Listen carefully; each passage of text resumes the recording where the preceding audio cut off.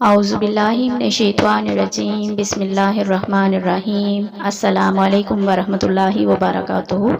محترم ناظرین، آج کی دعا مشکل آسان کرنے کے لیے ہے۔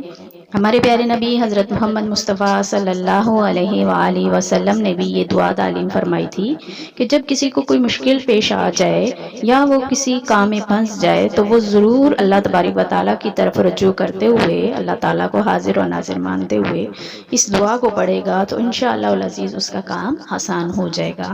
تو چلیں دعا کی طرف چلتے ہیں۔ بسم اللہ الرحمن الرحیم۔ اللہم، اے اللہ، لا سہل، نہیں آسان، الا، مگر، ما جعلتہ، جسے تو کر دے، سہلن، آسان، وانت، اور تو، تجعل، کر سکتا ہے، حزنا، غموں کو، سہلن، آسان، اذا، جب، شئتا، تو چاہے۔ بامحاورہ ترجمہ ہے، اے اللہ، کوئی کام بھی آسان نہیں جب تک کہ تو اس کو سہل و آسان نہ کر دے، اور تو ہر غم کو آسان کر سکتا ہے جب تو چاہے۔